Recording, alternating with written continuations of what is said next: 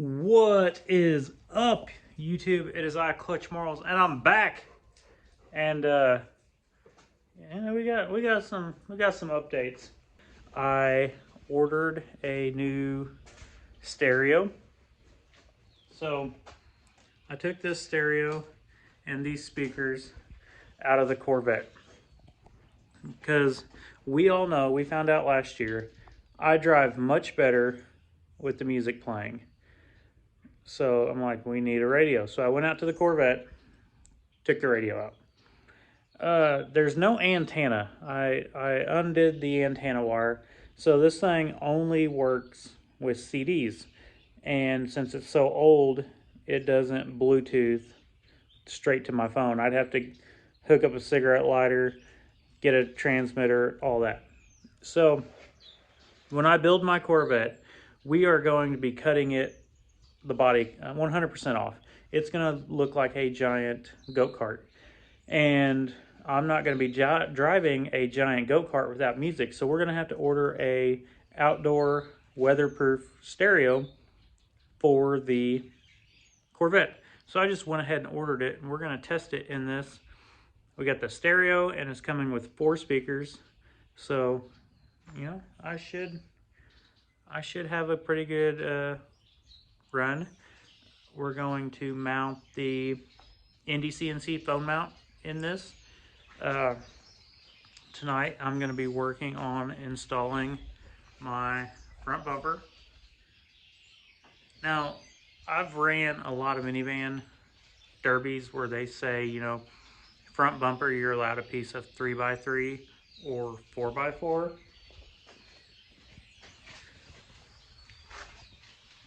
So this is a AC condenser.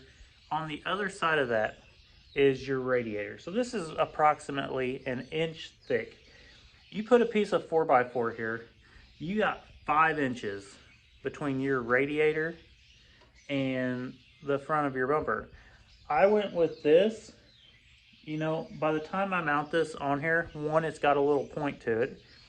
2, it's got me like, I'd say 14 or so inches, just guessing, between the front of my bumper and my radiator.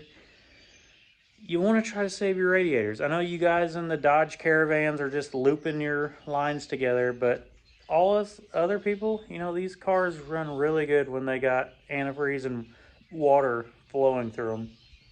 So I'm just trying to make that last as long as possible. You guys might be saying, hey, that bumper looks familiar. And you'd be correct, because we ran this bumper recently. It was on the back of the Blizzard Bash car. Since it folded up, you know, that bumper is not going to be hitting anybody. At least not up in the air. That back bumper from this point forward is just going to be holding the frame rails together, so we could square that off, put a piece of tubing there. It doesn't matter. We could put a piece of 9-wire across there. We just need those frame rails tight together. And you know, right now we needed a front bumper for this. The prices of front bumpers, you know, I'm seeing a front 80s Crown Vic bumper going for $150 to $200. Rear Crown Vic bumpers going for $150. This 76 Impala bumper, I paid $400 for it. That's a lot. Then, you know, I paid to have it have the insert and the mounting pads. I see them stock right now. One guy had his on a raffle for like $900. That's fucking outrageous. I'm not gonna pay that much for a bumper. You know, you got companies like this ADAPT or whatever making these aftermarket like factory bumpers. It's just like a skin on a skin. I think that's where the derby world for gut and goes and stock classes is gonna have to, it's gonna have to open up and allow those, because we're not gonna be dumping 200, 300 bucks on a front bumper for a gut and go. What is up, YouTube? It is I, Clutch Marles, and I'm back. We got roughly 5 days before this minivan is on the trailer, and we are headed to Corinth, Mississippi. And, you know, we've slapped a little bit of paint on her. Outlaw Edits Photography. Check them out on Facebook. It's my buddy Wesley. I've been to a bunch of derbies, and I've seen him sitting up in the stands. And, you know, he's up there representing Clutch Marles, wearing my merch. So, you know, represent those that represent you. So we got my boy Caleb, old TRX Derby Wheels. You know, he does my tires for me. And, you know, Wesley, he represents me in public. So I was like, yo, you are the photographer for the Mississippi show. I'm like, I got you. So today I've been doing important stuff. You know, we're putting the stereo in the derby van. So far it's coming along.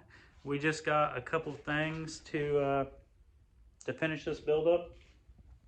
9-wire on the passenger side, getting all my wires and everything just kind of bundled together, get them zip tied, finish the wiring for the stereo, figure out where I'm going to put the speakers. Honestly, that seems like a good spot, don't it? Right? So yeah, we got the front bumper on yesterday. We got to check all the fluids. I have a slight transmission leak where it just like kind of like drip, drip, drip.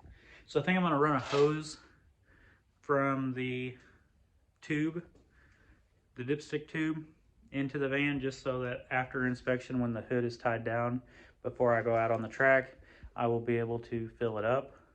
So yeah, just a bunch of little things like that. Roof sign, we got the holes drilled, but we learned our lesson before. This thing is a lot taller than the Crown Vic. The Crown Vic fucked up the garage door entering, so we are not putting it on until it goes on the trailer. Here's what we are currently working with. Last week I had took the stereo and speakers out of the Corvette, and I just kind of like hooked them up just to see if it would work. Since there's no antenna, I couldn't use the radio. I could only use the CD part of this stereo. Well, the cover plate, like, it's got some play in it, and every time the van would like bounce too hard, it would move and it would skip the CD. So got this. This is a 100% waterproof stereo system and speakers. I got this out because when we build the Corvette's gonna have no body on it. So we're gonna need a weatherproof stereo system. So, you know, might as well get one now, test it out, see if we like it. It was a pretty simple installation. It came with 4 speakers. Kind of just got it wired together right there, but